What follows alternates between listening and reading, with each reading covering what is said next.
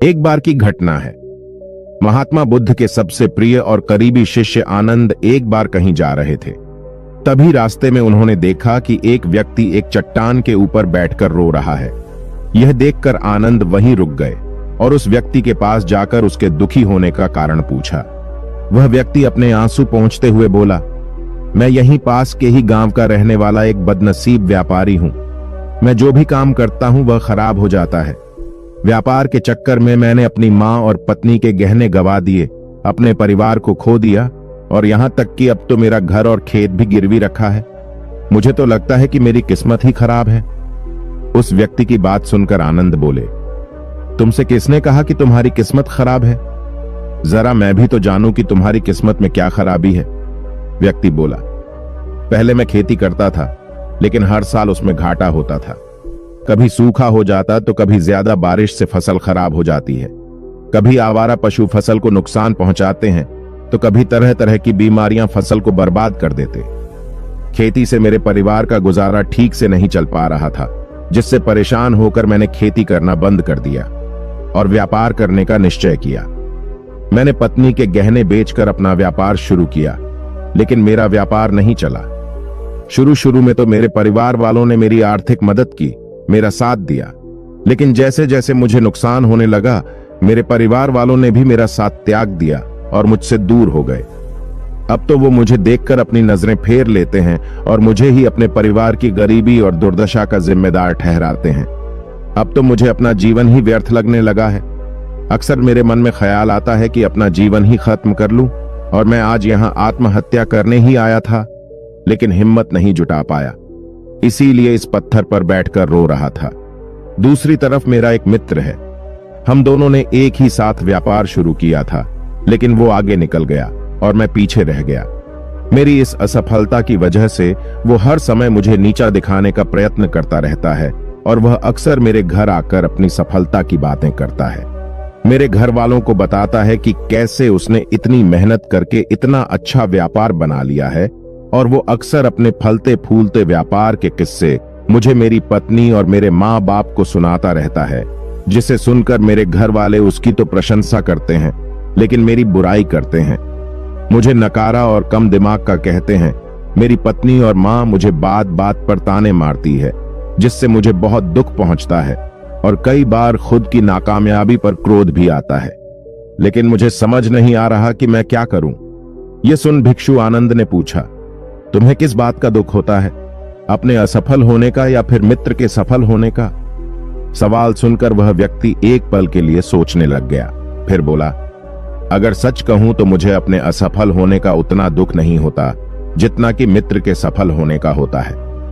भिक्षु आनंद ने अगला प्रश्न किया, अगर तुम्हारा मित्र व्यापार में असफल हो जाता और तुम सफल हो जाते तो क्या तुम खुश होते? व्यक्ति ने कहा, हां, मुझे बहुत खुशी होगी। आनंद बोले, इसका मतलब कि तुम्हारी खुशी तुम्हारे मित्र पर निर्भर करती है। अगर वह चाहे तो तुम्हें खुश कर सकता है, और अगर वह चाहे तो तुम्हें दुखी भी कर सकता है। तुम स्वयं से ना तो खुश हो सकते हो और ना ही दुखी हो सकते हो। भिक्षु आनंद की बातें सुनकर व्यक्ति कुछ देर के लिए सोचने लग गया और फिर बोला, आपकी बातें सुनकर मुझे कुछ आशा बन रही है।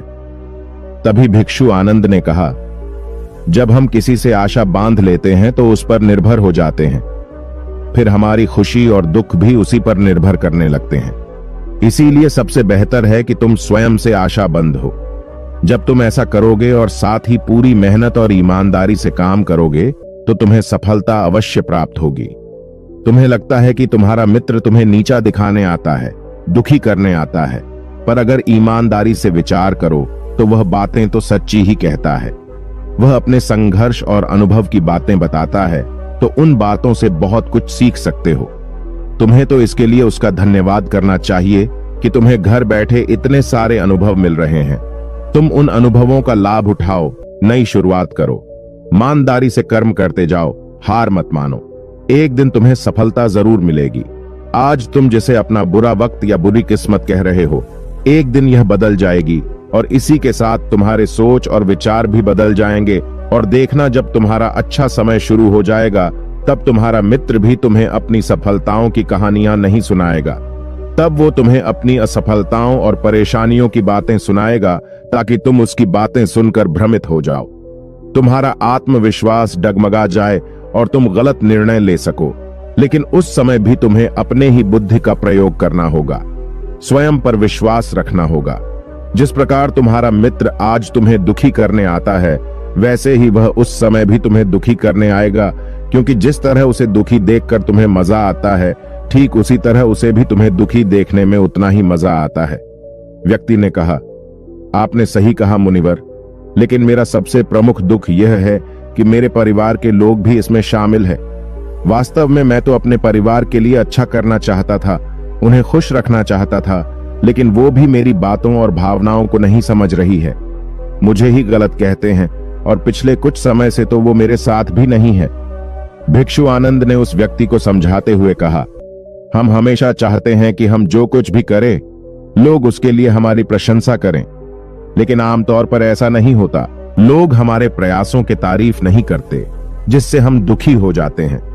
हमें लगने लगता है कि हमारे मित्र, रिश्तेदार, घर वाले सब स्वार्थी है। लेकिन अगर तुम किसी को अपना परिवार मानते हो और उसके लिए कुछ करना चाहते हो, तो फिर तुम ऐसा क्यों सोचते हो कि तुम दूसरों के लिए कुछ कर रहे हो? वास्तव में तुम अपनी खुशी के लिए कुछ कर रहे हो, क्योंकि उन्हें खुश देखकर तुम्हें खुशी होती है। अगर ऐसा करते समय ये मानकर चलते हो कि तुम दूसरों के लिए कुछ कर रहे हो, तो तुम दुखी रहोगे।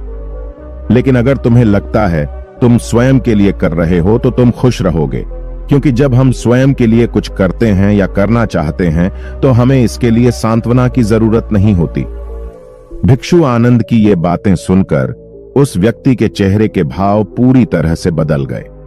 उसने कहा, आप सही कह रहे हैं मुनिवर, मैं समझ गया कि अब तक मेरी किस्मत इसीलिए खराब थी क्योंकि वह दूसरों के हाथों में थी।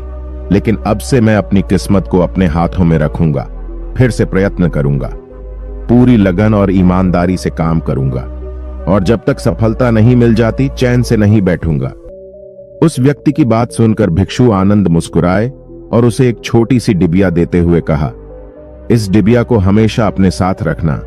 इसमें एक ऐसा मंत्र है जो तुम्हें किसी भी दुख से भी बाहर निकाल लेगा। लेकिन इस डिबिया को तभी खोलना जब तुम्हारे सारे रास्ते बंद हो जाए, कोई उम्मीद नजर ना आए और तुम्हें लगने लगे कि सब व्यर्थ है, यह दुनिया व्यर्थ है और यहां रहना भी व्यर्थ है। व्यक्ति ने भिक्षु आनंद का धन्यवाद किया और उस डिबिया को लेकर अपने घर वापस आ गया।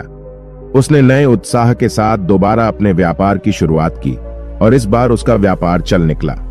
अपनी मेहनत और लगन के बल पर बस कुछ ही सालों में वह एक महान व्यापारी बन गया। उसके परिवार वाले भी उसके साथ आ गए और उसका जीवन बहुत ही सुख, शांति और समृद्धि के साथ बीतने लगा। लेकिन समय और किस्मत के खेल को आज तक ना कोई समझ पाया है और ना कोई समझ पाएगा। ये सदा एक जैसा नहीं रहता, यह बदलता रहता है। उस व्यक्ति के जीवन में भी बदलाव आया। वह व्यक्ति जिस राज्य में रहता था, उस राज्य पर बगल वाले राज्य के राजा ने हमला कर दिया। उस हमले और लूट मार में उस व्यक्ति का सारा धन भी लूट लिया गया। उसकी दुकानें और घर सब जला दिए गए। जान बचाने के लिए वह अपने परिवार के साथ वहां से भाग गया। व्यक्ति अपने परिवार के साथ कई दिनों तक इधर उधर भटकता रहा। वह दाने दाने को मोहताज हो गया। उसका बच्चा बीमार हो गया और इलाज के अभाव में बीमारी से बुरी तरह तपने लगा। यह देखकर उसका हृदय चित्कार कर उठा। उसके पास अपने बेटे के इलाज और परिवार को खिलाने के लिए धन के नाम पर एक सिक्का भी नहीं था।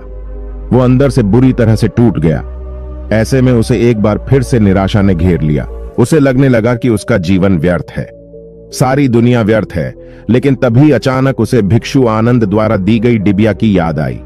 उसने बहुत ही उत्सुकता के साथ उसे खोला। उस डिबिया के अंदर एक पर्ची रखी हुई थी। उस पर्ची पर कुछ लिखा हुआ था। उस पर्ची को देखकर उसकी आंखों के सामने छाया हुआ निराशा का अंधेरा छंट गया और वह एकदम से मुस्कुरा उठा। उस पर्ची पर लिखा था, ये वक्त भी गुजर जाएगा। दोस्तों, यह कहानी हमें सिखाती है कि समय के खेल को समझना संभव है। यह हमेशा बदलता रहता है। इसीलिए बुरी परिस्थितियों में हमें अत्यधिक निराश नहीं होना है। आत्मविश्वास बनाए रखना है, क्योंकि समय बदलता जरूर है। आज बुरा है तो कल अच्छा भी जरूर आएगा।